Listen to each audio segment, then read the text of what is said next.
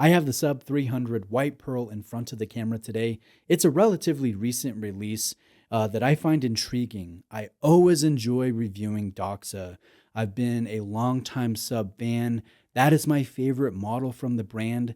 I've owned the Sub 300 Professional, the Sub 1200 Diving Star Poseidon, and I also have an ongoing search for a used Sea Rambler Aqualung that unfortunately I missed out on a few years ago. So let me know if you have one of those for sale. I've also been fortunate to review a host of other Sub variations.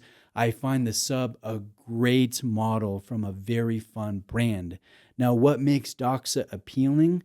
Well, honestly, I actually think the brand is an acquired taste. You have to love dive watches to really get the best experience with Doxa because they're not known for much else, which is a little ironic because before making divers, they made a lot of dress-styled pieces and they did that for decades, but really everyone today knows them for their divers. You also, I think, need to have an interest in either retro designs or scuba diving history because that's what Doxa does best. Classic diver designs that harken back to the late 1960s when the sport was just exploding in popularity.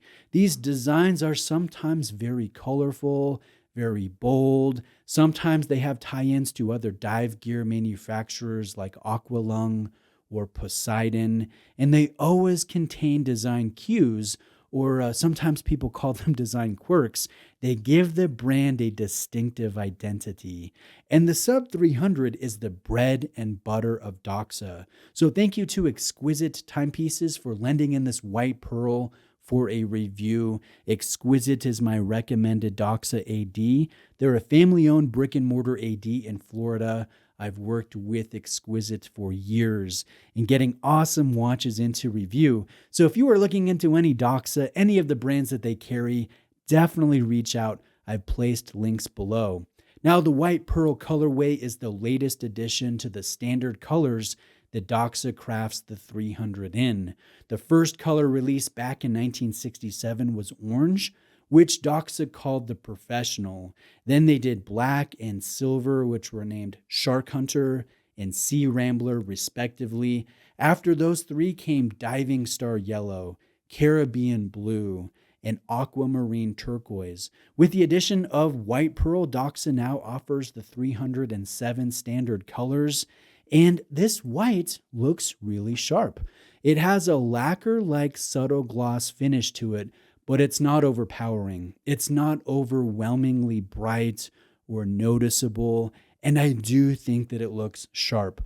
All of the indexing, the text, the hands, the markers, they're all black for sharp contrast, and I think that the Whitepearl is just a solid choice for that watch fan, that Doxa fan, who wants something a little less colorful, but not basic black. I find this attractive without being either dominant or boring, and I think that's hard to accomplish.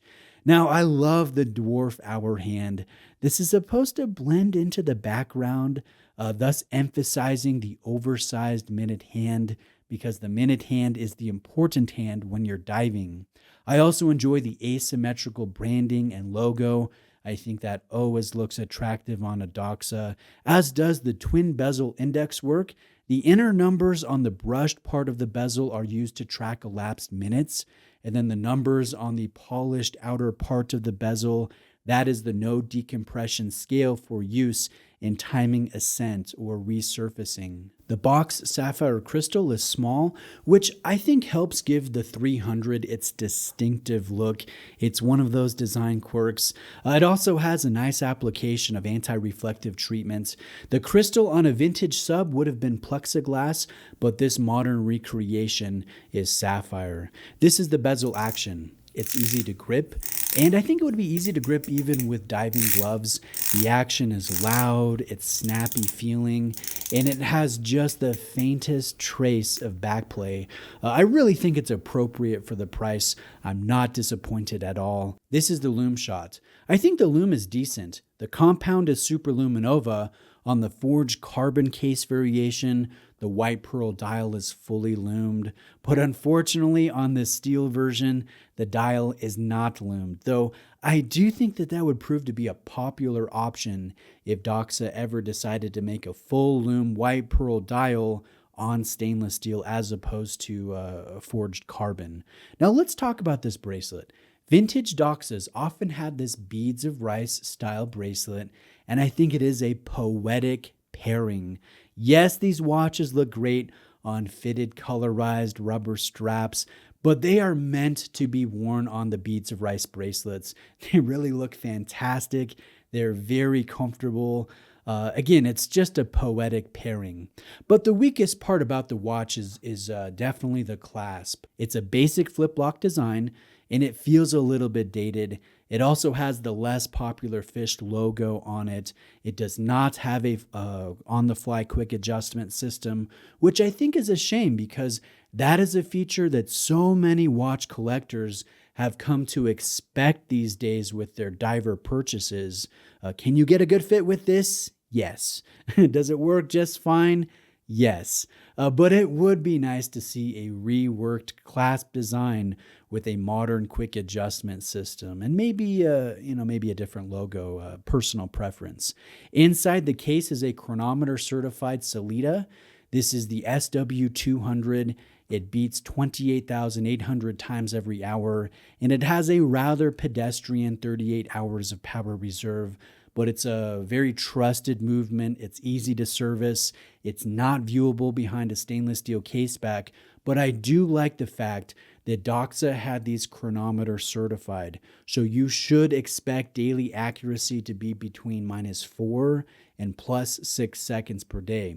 The retail price of the watch is $2,590, so it's not cheap, but it's not super expensive. I find it attainable. It's a solid price considering the historic design, the nice dial work, the good bezel action, the beautiful bracelet, and the COSC certified movement. I do think there is room for improvement overall to the value proposition, but hopefully throughout the course of looking at the features, looking at the details in this video, you've come to see why I enjoy this brand and specifically the Sub 300 so much. Let me know if you have any questions. I'm more than happy to help. If you are looking for a good Doxa AD, check out Exquisite Timepieces. Feel free to ask for my personal sales guy, Joe.